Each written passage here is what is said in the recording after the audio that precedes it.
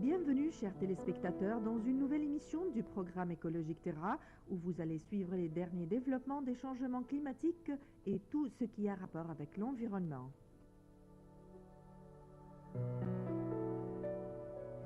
Les chutes de neige en Russie ont atteint 12 cm, ce qui représente un tiers des précipitations habituellement enregistrées en hiver.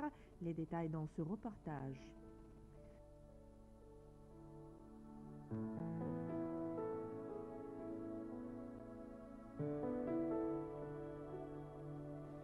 Et vous allez suivre un autre rapport sur un poisson qui croque les oiseaux en plein vol.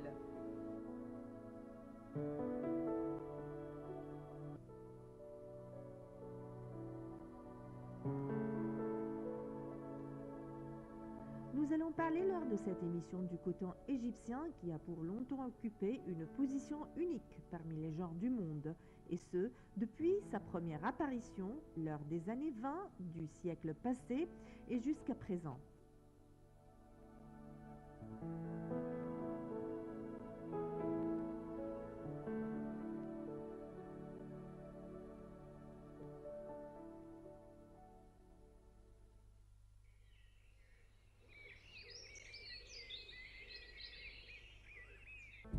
Un caillou est apparu mystérieusement sur Mars, juste à côté du robot explorateur Opportunity, début janvier, raconte le site d'actualité scientifique Discovery News. Les scientifiques qui pensaient avoir tout vu en 10 ans d'exploration en restent perplexes. Selon 5 organisations, la priorité absolue pour leur branche est de bannir les néonicotinoïdes auxquels elles attribuent la surmortalité des abeilles. 5 organisations agricoles françaises demandent au gouvernement d'interdire l'utilisation de pesticides jugés responsables d'une forte mortalité des abeilles avant toute autre décision concernant la filière. La ministre de l'Environnement, en coordination avec le ministère du développement municipal, a signé un protocole de coopération entre les deux ministères dans le domaine de l'assainissement du niveau de la propreté générale dans 6 quartiers. Les projets prévoient le triage des déchets à la source dans les quartiers pour faciliter leurs tâches.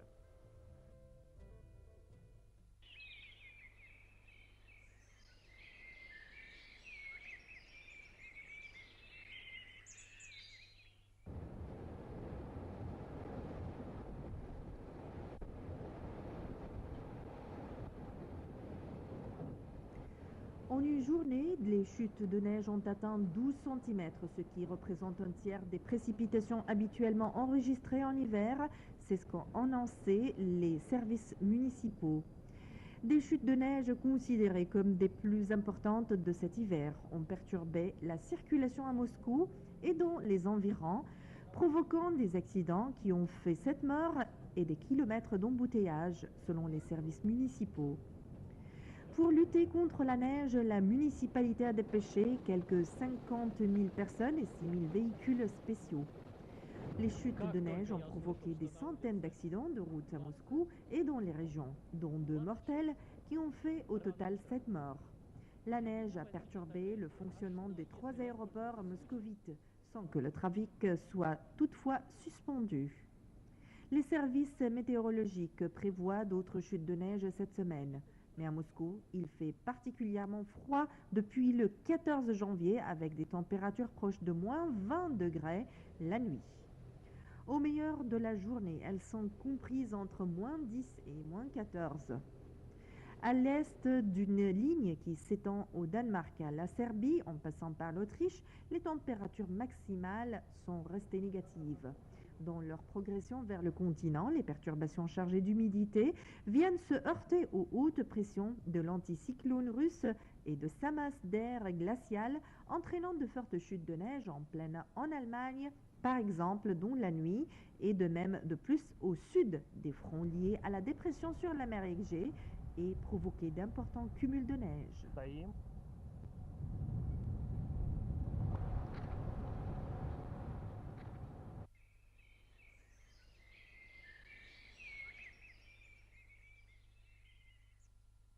Des hirondelles migratoires survolent un lac africain dans le parc national Mapongobé, près de la frontière entre le Botswana et le Zimbabwe, sans se rendre compte. du danger qui se cache dans des eaux visiblement tranquilles. Soudainement, un poisson surgit de ces eaux cristallines. En un seul coup, il s'attaque à l'oiseau avant de replonger dans le lac, un comble. L'action de sauter et attraper l'hirondelle en plein vol passe tellement vite qu'il nous a fallu du temps pour comprendre réellement ce que nous venions de voir, souligne le chercheur Nico Smith de l'université de Potchefstroom en Afrique du Sud au magazine Nature.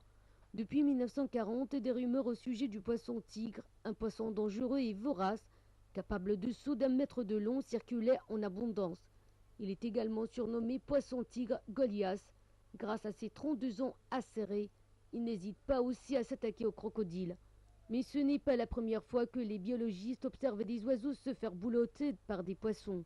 Les requins, prédateurs, opportunistes et agiles, n'hésitent pas à venir croquer dans un oiseau si celui-ci a le malheur de se poser sur l'eau à portée de leur mâchoire. La prédation d'oiseaux survient plus occasionnellement chez les poissons d'eau douce, mais différentes équipes de chercheurs ont relevé des cas d'attaque d'oiseaux par des piranhas, des anguilles ou des brochets.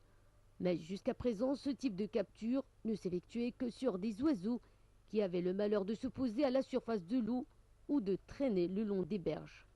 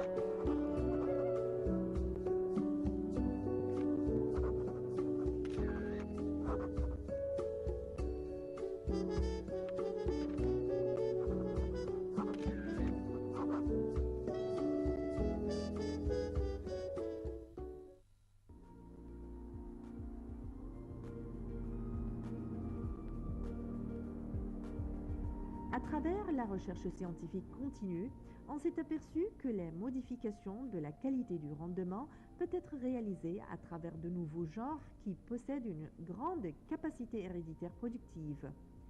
La qualité du rendement peut évoluer aussi en cultivant des genres dans les meilleures régions et en suivant les systèmes d'agriculture qui mettent en relief les composés héréditaires. L'Institut des recherches du coton a pour objectif de répondre à l'usage des technologies modernes dans tous les domaines et transmettre les résultats des recherches aux producteurs du coton. Pour savoir tout sur ce sujet, nous invitons Dr Mounir Gued, ancien directeur de l'Institut des recherches du coton, pour parler.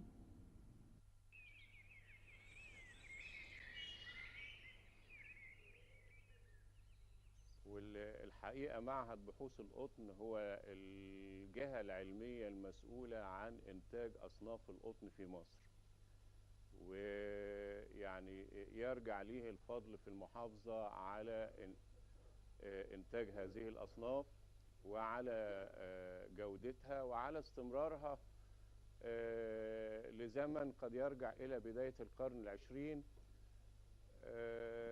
أنتج معهد القطن ما يقرب من 93 صنف قطن تتمتع أغلبها أو كلها بصفات جودة وسمعة عالمية جيدة. عشان المعهد يقوم بهذا الدور بيتتبع في خلال برنامج التربية لإنتاج هذه الأصناف بيتتبع صفات الجودة، لأن إذا كان القطن المصري متميز بصفات الجودة العالية فيبقى لابد من ان برنامج التربية بيركز بالدرجة الاولى على تتبع هذه الجودة.